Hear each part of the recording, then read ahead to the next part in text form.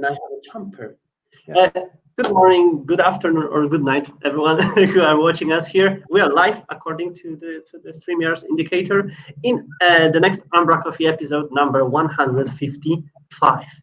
And today we are joined by Soren, straight from Denmark, who joined us in the last-minute call just to reveal some of the back-end scenarios. Hi, Soren, and how are you?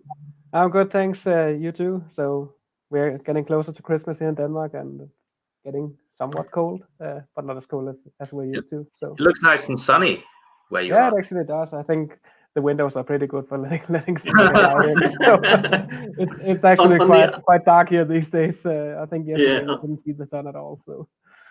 Only I'm looking like I'm working in the basement, but we have a first snow here in my hometown, which was the cause why I missed some meetups this week as well, because I decided to go out on snow to touch it for the first time. And speaking about Christmas, we have, I don't know when it formed, but Owen tweeted today probably in the morning and said about Christmas jumpers. And I saw that Umbraco community picked it up, and by accident, I also wear this one today. So you were wearing that already. Yeah, yes, I was wearing that already. So I don't trust coincidences, but that's it. Yeah, I'm in. I will share one picture after all. But yeah, we're getting close to Christmas, and it's December. And as December, we are in the mood of 24 days in. And Soren, you were actively participating in this week's series. So can you tell us more about your article from this week, for your experience and how it was this year? Yeah, so I had this great idea to show how you could use the new block list editor to make a new kind of grid editor experience. And I teased it a few months ago, and then the 24 days got me the opportunity to publish something. So it was fun. It's a bit more work through article than I would normally do. Not that I'm doing that many. Mm-hmm. So, but it was fun to do, and also had the opportunity to highlight some of the issues that I have with the block list editor as it is right now. So hopefully they can gain some traction too. Yeah, definitely. I mean, I was discussing with a few people this week about some places where the block list doesn't quite. It could be really, really great, but it's like a couple of little points where just a little tweak would make it 10 times better. So maybe you can describe the approach you've taken here with the grid, because it's interesting and it looks fantastic, and in fact doesn't look too dissimilar to the Umbraco grid. Yeah, it is, and it's actually pretty simple. It's a block list containing block lists. So on the outer block list, you have different doc types per row setting, and each row setting is actually just a doc type with different block lists for each column inside. So you could, in theory, do whatever you like with this, and this is an example of how you can do a grid, and it's all up to you on how you're building your custom views in regards to what column is the main column, what column is the aside column, and you get a nice structured way of having your data and doing this. So all you've done here really is create a block list editor and other block list properties, one called, let's say, an element type called columns or two columns, and those have two block lists in, and then you've got a custom preview or a custom view for rendering that. Yeah, exactly. So that's basically it, and the custom view is then using some of the internal directives to display the inner block lists inside, and it's also described in the article. So. One thing that I remember you've replied to a thread just after releasing the block list that why not to replicate the grid with that, and it sounded like a really crazy idea, but it went really simple. It's hard to say simple because it's never simple, but it's not that problematic and it can work this way. Did you use it in any project already?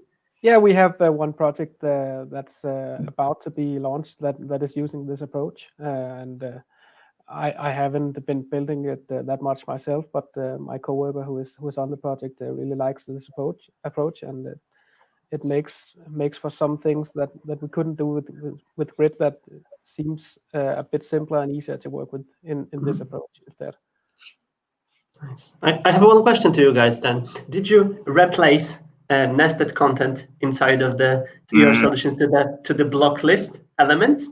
This is, it's as if you know who I was talking to this week, Marcin, because yeah, you can't, can you? You can't use nested content inside block. Yeah, you can't. For various reasons, but I think mostly because it doesn't work too well. Yeah. I did a pull request this week after discussing with some people.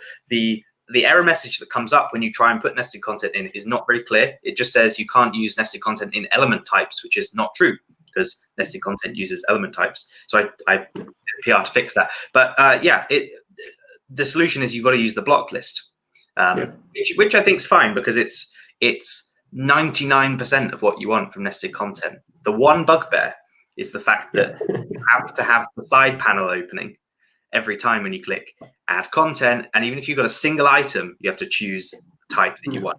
Whereas nested content, you could go next. But that should be pretty. Again, I don't like word easy when it comes to development, but it should be fixable. And it's involved in the debate about this, haven't you? Yeah, I think there's a PR already for handling these situations where you only have one block type to put in, but it hasn't been merged. And I think that's because the catalog on the right also handles copy blocks. And clipboard. Yeah, the clipboard becomes the challenge because the whole experience with the block list is that you can choose your type and then choose a copied item or create a new one, or at least with the clipboard there. So how's that supposed to work? I mean, you could obviously not show the dialogue if there's nothing on the clipboard, but you know, I think HQ wants like a consistent UX for everything. Yeah. So what we discussed in the issue, I think I was the one who made the first issue about this, is to split the add content button. So we have a button for adding new content and one for adding stuff from the clipboard. So I've been meaning to do a PR for it, but I did see a mock-up with like it had like a copy symbol to the side or something of the button. Yeah, and I think the preview was from an old package of mine made for the grid to do something similar. So cool. But in theory, it's just one click, but it's a huge user experience improvement when you don't need to click that. That's the thing. So the other thing I really would love is something nested content has, and it's single item mode, where it's effectively you set minimum one, maximum one items, and it creates an embedded nested content thing. And I use it for creating almost nested properties. So I can have, you know, footer and then have my footer settings as a kind of nested thing. I'd love that from the blog too. Yeah, I'm on the same page, and I also raised an issue about that, and I mentioned it in the article too. But there was a comment, I don't remember who wrote it, that it would be a breaking change if the value converter should return only a single item of the block. Well, so, that's and also there's some other stuff in regards to validation and stuff. So I think it should probably be a whole new property editor. I know you discussed with I know when I think it was maybe in the preview, you were discussing how do people want to access the values from the block list, because you've got the content and you've got the settings there. So you get this block list item model, but is that, you know, the most friendly? Do you want to, destruct the class and be able to just pull out the settings and the content as you want? Do you like, how are we doing casting, all of that stuff? Do we need a better model type? And it got me thinking, because whenever I've done a block list implementation, in 95% of cases, I don't use the settings. There's very rare cases I want the settings. So I have an extension method which lets me go and just get all of the content items or get all of the settings items as collections individually. And I've been working on some changes to my super value converters package to do similar. So if you've not got any settings defined, it will return it as an IEnumerable of iPublished elements instead of giving you the and you can do that in the rendering too. Instead of just sending the block view model, then you can go the content property on that. For our project, we made our own block view page that splits out the content from block view model. So you get the model is the content, you get a settings property, and also some other stuff in regards to the context of your block, so you can see if it's the first one in the list and if it's an even number or something like that that could be useful for your rendering. So yeah, especially if you're using specific front-end frameworks to to organize your elements. But that just proves how complicated and how complex are things behind the scenes of this kind of editors, and why it was in development that long, and how it is important to not break stuff, because it seems like, okay, everything is reusing element types, but it's not that straightforward to connect the dots. So yeah, great stuff. I think we should all learn how people are using it. And even I asked the question right now: do you use block list editor in your project already? Because if you do, share your experiences, share how you use it, share how you configure it, and how it helped you, or maybe how it made your life complicated or something like that. So that's the thing. Cool. And what about other articles, guys? Did you follow the series this week? Because there were a few really good ones. There was the one from Owen about content apps. I've still not really found a decent use case for a content app, but this is a good example of creating something usable and how it doesn't have to look rubbish, and it can be relative. The package which we've mentioned last week, Callum, the one with the cookie bot information and the statistics of the stuff here is interesting. Plus analytics, and I think any insights. That's a cool use cases which I haven't explored that much yet, but they are really cool. What about you, Søren? Did you use or build content apps? Yeah, just for starters, the cookie bot package is not a content app. It's a tree inside the. Oh, really? Yeah, or it's its own section right now, I think. Okay, just mentioned that. The same it was me who did it. So I believe the package though is named CookieBot content. Yeah. They like to market it as a content app because. Okay. Okay. So. But it's not a content app. It's a section inside Umbraco where you can see from your CookieBot account. So.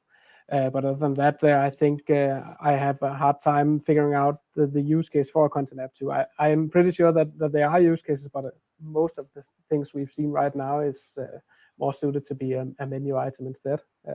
We had a lot at the start where I think it was Paul and Nick who had this content app for flipping images and stuff like that, and I think that's just be a menu action instead. But then the prime use case is probably pre-flight by Nathan, which is really nice, and probably also this analytics dashboard too. Yes, for kind of contextual dashboards, really, more than anything. Yeah, so we are probably back to that. It should have been named context apps. Yep. Oh no! Don't start this thread again. but yeah, and any kind of SEO, for example, insights. That's something where I see it useful. But instead, I refer to WordPress, for example, in which we have this kind of checks and sections or subsections to be used like that, when they don't manipulate content, but they give insights based on that. So. Yeah, still looking for the best content app, and again we had a challenge or competition in Code Garden for the best content app, and probably there will be another one on the next year. So a call to action is to share use cases. Maybe we don't know something, and we should maybe learn about specific use cases which are helpful in specific projects. But it's a great article again on how to build it, what was already done. So we can definitely reuse it if we will find a use case. I haven't catch up on the rest of the articles yet, to be honest, besides yours, Søren. Guys, do you have any other highlights from this? Sebastian's from that's what I was going to say, Sebastian. Yeah. I'm a sucker for all these small smart tips, and I knew that this attached to all of things extension before, but I never really got looking. But I definitely have to look into it. Yeah. I think it's an evolution of Sebastian's talk, which I saw in one of the festivals last year. But again, everyone enjoyed this talk and enjoys this set of tools to be used, and some of them are really not that well populated or popular across the teams. So great stuff here. There's some fantastic snippets in that, but more importantly, whenever you do the talk, Sebastian's got 45 minutes, and he has his wheel, a big wheel to go to what he wants to talk about, and then he goes, "We've not covered these 5 things I want to show you, so I'm just going to do it anyway." Here's an example now all in written form where we can refer to it. And I saw a load of people on Twitter going, "Oh, this is really, really cool." Also, a shout out to Dylan Beatty, who's doing something similar. He's sharing like an article or a dev tip every day in December. Seb retweeted it this week. And he is doing dev advent calendar challenges every day on Twitch, right? Yeah, I've seen that. Two coding challenges a day. Yeah, that requires a lot of consistency and dedication. But yeah, there was a lot of course, other articles. As I said, we all can follow them up on 24 days in Umbraco CMS 2020, and more to come. More to come. We're not even in the middle yet. So yeah, there is a lot of things to come next, and yeah, let's see how this series will surprise us next week. So yeah, there was also a blog post from Bjarke from HQ this week. I don't know if you guys seen it all, but it's a great summary of the status of the migration to .NET Core. We've been mentioning some of the movements across the .NET Core branches and stuff.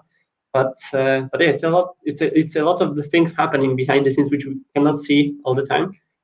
Is there anything what interests you guys the most? The dependency injection stuff is cool. So Lars Eric tagged me in a thread about the dependency injection stuff, and I keep getting all the of like James and Paul and Shannon debating stuff now, which is fun to read sometimes. But it does sound like they're trying to make the DI implementation as pure as possible. There's a lot of discussion about, oh, okay, that's how it's done currently because of XYZ reason, but maybe we should fix the reasons rather than making DI implementation flex around those. So that's quite cool, and I'm looking forward to this. So it looks like we're using the almost pure MSDI abstractions for that going forward, and we're going to use those for all of the composition stuff that we've been used to. I've not looked into this much, but the background tasks thing's interesting too. It's something that I've played a lot. I'm going to say that. Yeah. I played a lot with my sidecar project, and it looks like Andy's created a much cleaner implementation for background and scheduled tasks in NetCore. So exciting. Yeah, sounds really exciting, and it's aligned to the schedule, so we can just follow and help whenever we can in pull requests, which are still open. So yeah, we've got an Alpha 3 coming very soon. I don't know if that's like next week or maybe early January, but it'd be cool if we get it next week so we can have some time to play over Christmas. Yeah. And other teams, jumping to the community activities, were also highlighting their activities. And there was another virtual get-together, or this is summary of the virtual get-together, which happened in November. So again, we've been talking about this, and we already highlighted some of the things which were discussed then. But there is a great summary here on whatever happened there and how it was reflected and actioned after the meetings, and every team is highlighted here. So yeah, it's really good to see this division of the teams and efforts done there. I don't know, guys, if you are in touch with specific members, maybe to maybe anything interests you the most. Maybe Søren, you are probably interested in UmpPack activities and packages more. Did you use it for the recent project? I have.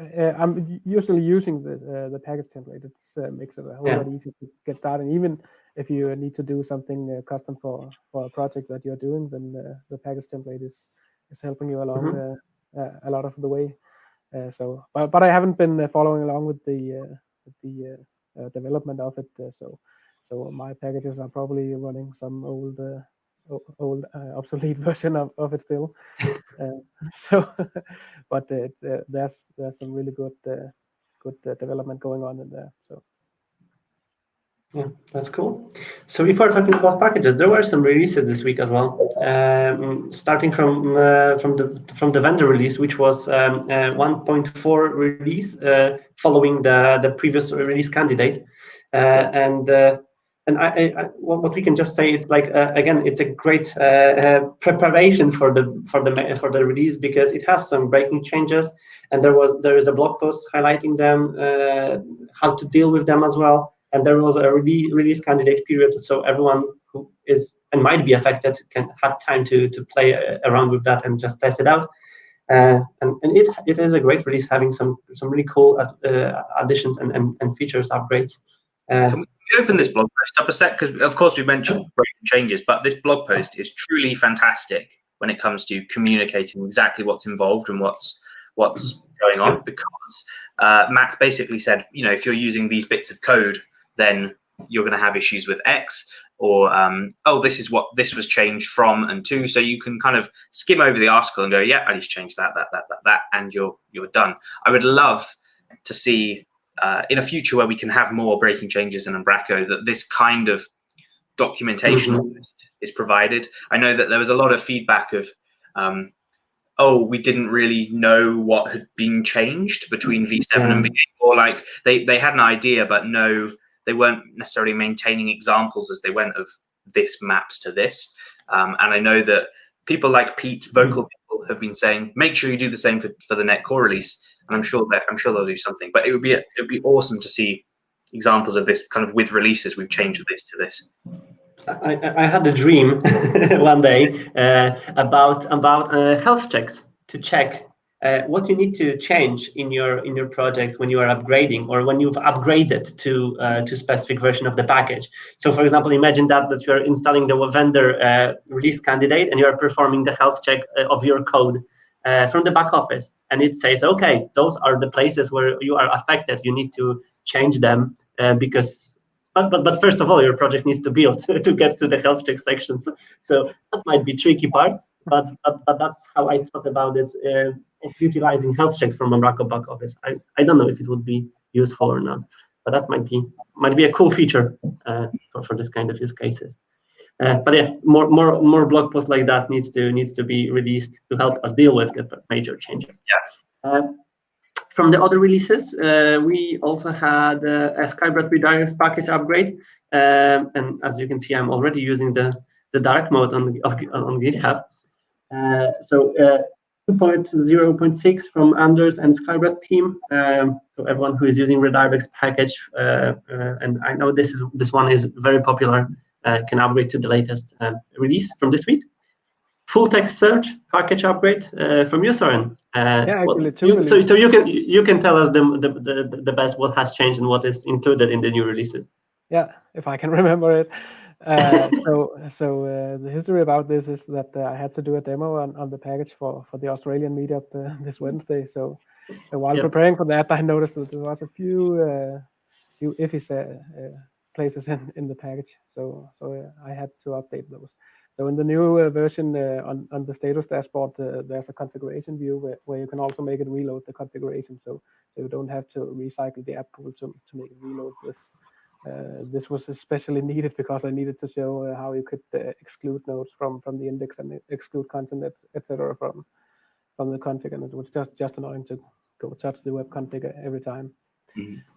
So other than that, I also found a bug where the search would actually return results that had no template. So this one was fixed too, and that's mostly what has changed in these versions, if I remember it correctly. But also the meetup this Wednesday also spawned some new ideas for me, so I'm probably going to look into that. That's your Christmas ruin then. Yeah, maybe. Let's see. I'm going to have a long Christmas holiday this year, so we should have Advent packages fixing calendar and use December. Advent packages or something. This week you did another release for your other package, doc type grid. I think we've got a link somewhere, but maybe Mark has not got it open. That was version 1.2.6 with 6 or something like that. Yeah. Community basically, it's a community thing. It's 2 pull requests that came in, and I released them. And I actually think the first one was actually open when I made the last release. I just missed it. So we're all human. Yeah. And speaking about last package, I don't have it open here, but sorry, there is one more. There's Umazel starter kit upgrade, which was released this week by Sotiris, and there was also there is a blog post here. blog post highlighting what has changed, what is inside of that. And if I remember correctly, this one was very packed with the features, and it gets upgraded to V8 right now, and is yet another way of starting with Umbraco projects. So if anyone is looking for some pointers how things can be done, that's probably another great option to check out. And it was released for V8 this week after some development work, which was already mentioned by us. And the one which I wanted to mention is something what I was personally involved in, and it's a GraphQL package for Umbraco. We had a lovely chat this week with Rasmus and Jason and the team from ProWorks and Benjamin, and we've been discussing how we can help this package to move on. And the decision was made that it's moving to our Umbraco community organization on GitHub. And we'll be having a meeting again in the middle of January, highlighting the roadmap and plans and some improvements, how we can deal with this package.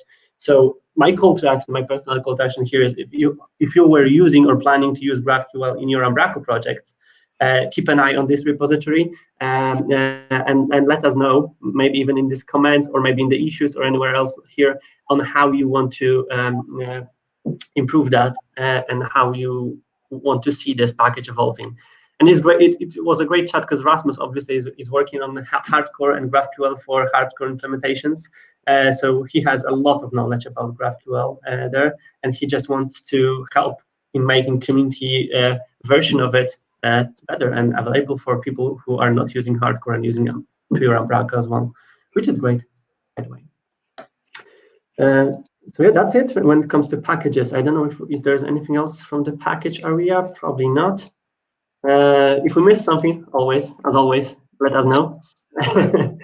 And there were some blog posts which we can highlight right now. A team wrote his experiences with dealing with Umbraco, with Azure DevOps and Umbraco baseline-ish flow.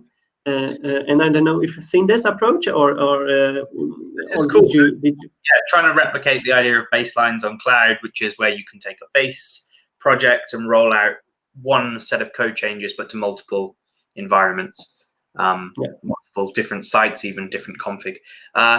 This looks like a coolish approach. I mean, as he said, it's baseline-ish. It's not quite got all of the same stuff as cloud does, but to be fair, with community packages, community solutions, you can get quite a bit of the way. I know Kevin's got his auto upgrade package so that the installer doesn't pop up. If you've got a proper DevOps process in the background, you could technically roll changes out quite easily on commit. You think, I don't know. It's an interesting. Even if you don't want to rely on community packages, then deploy on premises will be released. Exactly. Sometime in the next year, I hope. Yeah, it's being tested. Yeah. So for the Git process, we are doing something similar for our front-end assets, where we have a baseline repository that is merged into our project repositories as a subtree, and that way we can upgrade the front-end assets on each project according to the baseline. It's actually very nice. I think it's pretty much the same way that the baselines work. Yeah. And here it will just require kind of vertical setup, vertical flow for each website, for each, I don't know, beneficent of the baseline, right? And if we have various stages, for example, dev stage for child one and staging, it can all go out, not vertical, horizontally, sorry, here in this case. But yeah, it's all possible to be reflected. And I don't know, guys, if you used, but there is not NuGet, the using console app, which you can be also triggered from the DevOps pipelines. And we don't need to await application to process that. So it really can be replicated and fun. And it just triggered maybe some ideas on how we can even make it better. But we didn't have any use case of baselines. We don't want to use starter kits or something else like that in our projects anymore, because it's getting to the same discussion, same challenge that should we start somewhere? So should we have boilerplates? Should we block ourselves with? I think it's a bit more than that. It's where you need I think a good example was one of the Dutch councils or Dutch local authorities where they've got 300 sites in baselines. It's the same code base, it's just different content per site. And so they roll out every change via a baseline. That's perfect. I kind of agree with you, Marcin, about having boilerplate code that gets shared across projects, or a starter for your projects. Like sometimes that's not quite needed on a project where you end up with stuff that you don't need. You have to slim it down pretty much. So. Yeah, with NuGet and stuff like that, I think it's easier to right now refer to project templates, for example. When you have a project template, some NuGet packages, and you can upgrade them and release new deployments with the new upgraded packages, you have more, in my opinion, it's more control over what has changing between the projects. But it depends from the use cases, and this one which you've mentioned is perfect. Cool. So other than that, all these DevOps examples is great to see, because definitely something that we can all learn more. And I'm still eagerly awaiting Umbra Academy to be announced. But more things about DevOps and stuff like that is required, because I even learned a lot from people who are using DevOps without Umbraco context, and it can be really nice connected to the Umbraco context and used across our project. So share more of your knowledge and experiences with platforms outside of Umbraco world. New hires, 2 new hires in Umbraco. This announced at least this. One new hire. One or one and a new profile. Okay, maybe I missed something, or I was too optimistic. But yeah, we had this blog post. I need to check and verify. That's the thing. Maybe this one. So Andrea joined the Umbraco HQ team, and as usual, as Umbraco released the blog post highlighting the profile, and we can learn more about Andrea, and why he joined Umbraco. And Andre or Andrew or Drew, he goes by. So it seems you can call him anything. That's helpful for people like me who are trying to pronounce names and titles all the time. So yeah, choose your preference and get to know Andrew or Drew by reading this blog post. And there was a U profile. Maybe that's what I missed, because or misunderstood as an Umbraco hire. And the December U profile is Lauren. And yeah, that's another great story about some maybe not that visible people from the community. And Lauren is from Liverpool, and her profile is really well described here, answering some of the questions, some journeys with Umbraco. And I've learned that she joined the Cold Garden 2016, and that's a great story to read again. I said this every time we have a U profile, but I'm so happy to see that it's now not, the typical, the MVPs and the people that are known in the community being featured here, because that's not what this was about ever. It's fantastic to see the people that we're, slightly less aware of, that exactly under the radar in the community, because we get to learn about some awesome people. That's true, and great tips as usual from people who are exactly following some of the newbies path in Umbraco community. Adapt them to your actions and activity in the community, and it will help us all to build better community, basically. Callum, one thing which I mentioned already is the dark theme for GitHub, and that was, or is it very, very dark theme? Because it's like black. It's not lovely dark theme. Really? Yes, I really like it. I tried using it for a day or two, and the contrast is too harsh. And I know that James South was critical of this on Twitter as well. That actually, he was questioning how accessible it was, because it is so dark. And it's in beta, so maybe they'll tweak it. Personally, I'm not a huge dark theme user. I use Twitter in a dark theme, but I use it in the kind of bluish theme rather than the black, because I find that's nicer. So maybe if we can have a blue theme on GitHub now.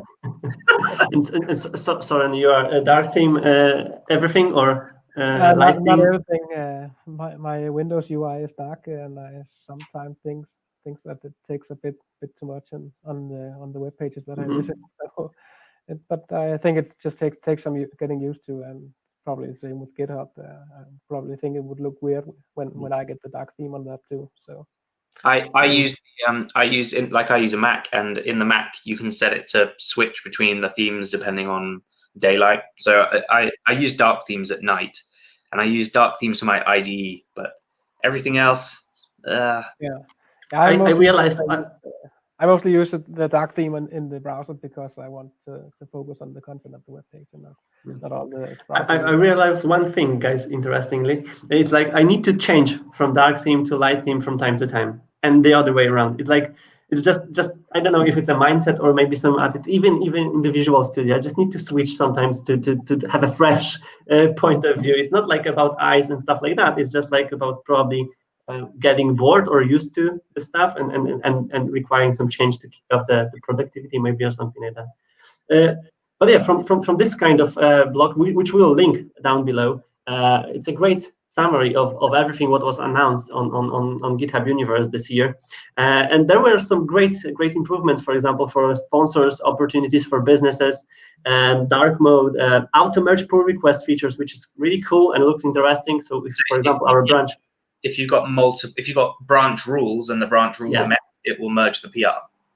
You have approvals, branch rules met, tests are passing.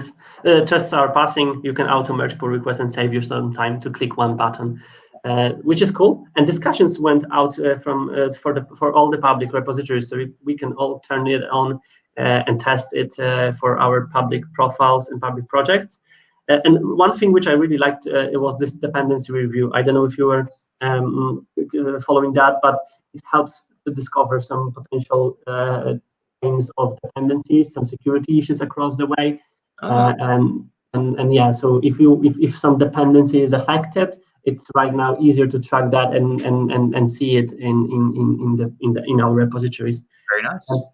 And also actions. There was some automated and manual actions performed within the pipeline, so you can have manual approvals on actions, and people can now do approvals and different permissions for different actions, so that different roles or teams can do stuff. If you scroll down this post, they've got a whole bunch of workflow changes too, and it looks surprisingly like Azure DevOps now. Yeah, exactly. That's what I wanted to mention. That it's identical to Azure DevOps, and that because they've got environments and all this stuff. So I think it's kind of clear which way this is going. But it looks cool. It looks very cool. Yeah, and of course this is all available as well for the GitHub Enterprise users. And there are some pretty cool videos on YouTube from talks directly, but also 15-minute summaries of every day. Which I was watching yesterday. I was rather entertained because I think the intro they had a DJ and she was with code. Did any of you see this? So she had like an IDE open, and it was playing blocks of loops through code. She could move a block around to change the sound it was making. She did a whole half-an-hour DJ set like that. I was thoroughly impressed. Maciek Korson, who you've met, Callum, in the past, he has done a talk Disco.js in the past, and he was making a JavaScript-based sounds using some libraries and literally doing some beats and stuff like that using powerful stuff. And one more thing from GitHub Universe, the website, the main website after the upgrade, highlighting the real-time the data of the pull requests being made on this globe out there. That's so cool. It looks just you click really on like cool. little stars moving, can't you, and actually see the PR in question. I saw on Twitter as well, Martin Woodward, who we've of course had on umbraCoffee before. He said, "Oh, we tried really hard to make sure that you could see you could see Australia, or you could see." We're not going to forget about certain bits of the globe, which may be awkward angles. So yeah, it's good to see people featured. The really interesting thing I want to know is what determines where the points go from and to. I assume it's based on the location on the user's GitHub profile. where it comes from, and then how do you determine where it goes to? Repositories don't have a home address. Maybe they have, and we don't know something. Yeah, maybe. I find it really interesting that they've done that. Apparently, a lot of work went into it too, like a lot of work. Yeah. Something, but it's just very, very nice and community and visual and whatever. Really fresh and modern. That's for sure. Also, and Callum, you found two. Yeah, sorry. Also, the design. I noticed that Chris Coyer from CSS Tricks, he pointed out, oh, this is a Tailwind CSS site once again. And then, it's Tailwind. And then the creator of Tailwind, Adam Weather, he came and said, oh, I wish it were, but it's just their own utility library. So nice. Tailwind is a really cool kit on the block right now. A lot of people are switching to Tailwind. Our front enders as well. They are amazed by that. So that's really interesting to see this movement across the big players. And we talked about DevOps, and Callum, we found a really nice blog post this week from Microsoft. How Microsoft do DevOps. It's about 10 blog posts. If you scroll right to the bottom, there's links to everything. But how do Microsoft do DevOps? Not just, we deploy a website. They do DevOps for Windows and Microsoft Office and kind of everything that's involved in that. That is, insane scale stuff. How do they handle branching at Microsoft scale? There's a mixture of talks and articles in there. Highly recommend spending an hour or so, maybe over your weekend, going through all of this, because there's some really interesting stuff in there. Yeah, I was following some of the talks from various Microsoft events in the past, and I was amazed how well organized was their naming. First of all, stages and pipelines there, and I can just say that we need to learn. Even with that, we probably don't run the projects at that scale, and having the lessons learned from that scale project is amazing. And that's my plan for the Christmas at least. So to really catch up on what they've announced and what they've shared there, because it's a lot of useful knowledge for the DevOps users. And security is same here. It's a great stuff on DevSecOps and why it matters, and even why it matters more these days when we are more remote than ever. So let's link this below, and everyone can follow and. If you will find anything useful for the Umbraco projects, just shoot out and let us know. YouTube thing, one crazy thing from Microsoft world again is Scott Hanselman's YouTube profile, which hit 100,000 subscribers. That's unbelievable in terms of the scale of tech and nerdy stuff being shared on YouTube, but Scott is just amazing when it comes to the content being shared. Yeah, he's been sharing some amazing what they don't teach you type talks recently. Some great videos on cloud and on kind of everything. Exactly. Really sharing his experience of 20 plus years working in the .NET space at least. He started a campaign I think back in August to say get me to 100,000 subscribers so I think because you hit a certain tier on like monetization, they said it can buy me tacos. So well done to everyone that's you've helped buy Scott. And he can get the silver YouTube button right now for 100K of subscribers. So Callum, we won't be challenging our community that much, right? We are far from 100,000 subscribers, but we are getting close to 600. We want to get to 600 by the end of the year. And so every week for the past few weeks, we've been plugging this. Please go subscribe. Tell your friends, family, children, maybe not. But, just tell everyone, subscribe. We are 15 away from 600, and we have one episode left of this year. It would be amazing if next week we could be at that 600 mark. Yeah. And if you will be subscribing umbraCoffee on YouTube, then you can jump off to the final news on our agenda this week, which is a new podcast run by Mark Stoker, who is probably known for some of the Umbraco community members. I have no idea how this slipped under the radar, because I guess it's not targeted at Umbraco. And Mark's always been a big advocate of just kind of content CMSs and stuff like that. Kind of CMS in a CMS agnostic way. He started a podcast in July, and he's had a few people. He had Christina, who used to work at HQ. She came on and did an episode. There's been some really interesting Really, really interesting Theo. conversations. Theo, who was also in Umbraco community. Oh, Theo, of course. Yeah. So highly recommend going and giving this a listen. I've had it on in the background this past week.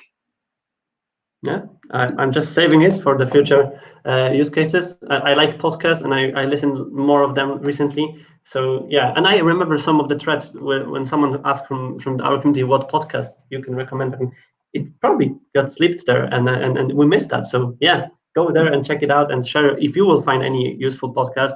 And Soren, what about you? Do you listen podcasts? Do you watch videos, or how you learn usually new stuff? I listen to an occasional podcast or two. Usually when I'm working, I don't really, I can't focus that very well on what they're saying. So usually it's some kind of not that important stuff. I think I like having people talking into my ears while working, even though I don't listen to everything. But when I'm home and I'm mowing the lawn or doing laundry and stuff like that, then I like to listen to a tech podcast to learn new stuff or get inspiration for other kinds of things. So which one is your favorite then? Yeah, for tech podcasts, I mostly listen to Syntax FM by Wes and Scott Talinsky, and also Full Stack Radio by Adam Wathan and I don't remember his name. He's the founder of Statamic CMS, Jack something. Sorry. Mm-hmm. Those are really good, and they touch up on a lot of interesting points. So. Cool. Sounds good. And so, guys, what are your plans for the next week? Sorry, what are your plans for the Christmas break? Any new package works or package releases, or just fully deserved rest? Yeah, I have a stack of ideas to fit, so but probably none of them are going to be made or released in the Christmas weeks. So yeah, but let's make sure that we will be using it really well this year. Even for the resting, I plan to really rest a lot and sleep a lot. That's my plan. That's not going to be happening, Marcin. Yeah, I know. But that's the plan. Plans are great, right? Plans are really, really great. But yeah, I have couple last days to really sleep well. You've got to make 4 or 5 years worth of sleep in the next 4 days, Marcin. That's yeah. Let's aim for that. If I won't met my expectations, that's not nothing bad. I will deal with whatever I will do. And Callum, what about you? Specific plans? I've got a stack of ideas as well. Let's wait and see. As I always say, when people ask for things, it makes me want to do them less. So I've got some secret things that I've been working on that I've not told anyone about, which I'd quite like to maybe finish off, because then I can talk about them and then not work on them because people ask me questions. Cool. Sounds good. We'll be catching up on these every week, and as usual, we will see each other on the next Friday. Thanks, Soren, for joining us, and have a great rest of the day and a week.